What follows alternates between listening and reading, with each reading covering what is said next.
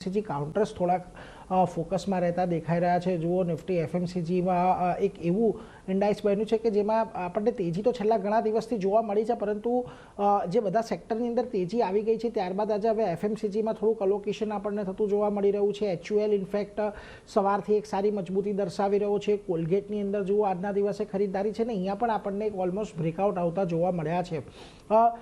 કિરણજી, આજે હવે આજે ટ્રેન્ડ અહીંયાથી આપણને એફએમસીજી સ્ટોક્સની અંદર આવતો દેખાયો છે, કારણ કે આ બધા સ્ટોક પણ એવા હતા જે ખાસ્સા બીટન ડાઉન થઈ ગયા હતા મોંઘવારીની ચિંતાઓને લઈને, ક્રૂડના ભાવને લઈને. હવે તમને અહીંથી એવું લાગે છે કે અત્યારે એફએમસીજી કાઉન્ટરમાં થોડુંક અલોકેશન, જે સેક્ટર રોટેશન છે એ આવી રહ્યું છે, તો હવે અહીંયા થોડુંક ધ્યાન રાખવું જોઈએ આપણે એઝ અ ટ્રેડર તરીકે?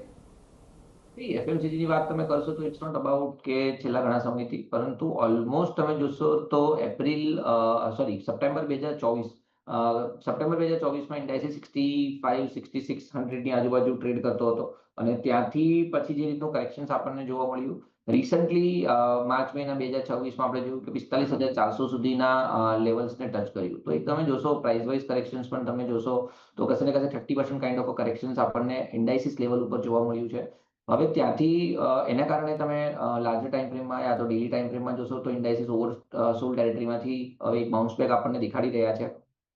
હવે આ બાઉન્સ બેક પ્લે અરાઉન્ડ થશે કે નહીં, કારણ કે હજી પણ તમે જોશો તો ઇન્ડાઇસિસ એની 50 દિવસ અને 200 દિવસની મૂવિંગ એવરેજના નીચે ટ્રેડ કરે છે, નંબર 1. નંબર 2, પ્રીવિયસલી એનો જે એક સ્ટ્રોંગ સપોર્ટ હતો 49,000 યા 50,000ની આજુબાજુનો, એના નીચે હજી પણ માર્કેટ ટ્રેડ કરે છે, એના ઉપર સસ્ટેન નથી થતું. તો સ્ટોક સ્પેસિફિક તેજી એફએમસીજીમાં કન્ટિન્યુ રહેશે, પરંતુ ઓવરઓલ એફએમસીજી કાઉન્ટરમાં યા તો ઇન્ડેક્સ પોઈન્ટ ઓફ વ્યૂ યા તો overall sector point of view તેજી માટે અમને એવું લાગે છે કે થોડું હજી વેટ એન્ડ વોચ કરવાનું રહેશે. જો 50,500 50,300 ની ઉપર ઇન્ડાઇસિસ સસ્ટેન થઈ જાય છે તો પછી ત્યાંથી એક સારી એવી તેજી આપણે એક્સપેક્ટ કરી શકીએ છીએ. બટ હેવિંગ સેડ ધેટ, અમુક સ્ટોક્સ એવા છે જેમાં આપણે એક ફ્રેશ ખરીદારી યા તો કન્ટિન્યુ તેજી કરી શકીએ છીએ, લાઇક ઇન મેરિકો. તમે જોશો તો ક્લિયર કટ ડાયવર્જન્સ આપણને જોવા મળે છે, જ્યાં 30%થી 25%નું કરેક્શન આપણને ઇન્ડાઇસિસ લેવલ પર જોવા મળે છે. ત્યાં તમે મેરિકો જોશો તો મેરિકો સપ્ટેમ્બર મહિના 2024માં સમવેર અરાઉન્ડ 700 રૂપિયા પર ટ્રેડ કરતો હતો, એના પછી નીચે ગયો, પરંતુ રિકવરી એટલી જ ફાસ્ટ આપણને જોવા મળી. ઉપરમાં 820 815 સુધીના હાઈ બનાવીને અત્યારે 750ની આજુબાજુ ટ્રેડ કરે છે. So Marico looks very much promising at current market price. બધી જ ઇમ્પોર્ટન્ટ મૂવિંગ એવરેજીસના ઉપર ટ્રેડ કરે છે. પોઝિટિવ ડાયવર્જન્સ પણ આપણને જોવા મળી રહ્યું છે ડેલી ચાર્ટ ઉપર.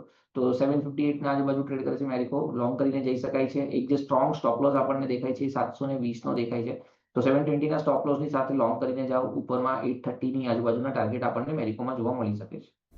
ઓકે, તો ઓવરઓલ એફએમસીજી સ્પેસ માટે થોડો નેગેટિવ વ્યૂ બની રહ્યો છે, પણ સ્ટોક સ્પેસિફિક મેરિકો અહીંયા પસંદ પડી રહ્યું છે, જ્યાં 720નો સ્ટોપ લોસ તમે ધ્યાનમાં રાખીને ચાલી શકો છો. અને ટાર્ગેટની વાત કરી લઈએ તો 830 સુધીના લેવલ્સ મેરિકો બતાવી શકે છે, એટલે અહીંયા એક ધ્યાન રાખવાનું રહેશે. પણ એ સાથે જ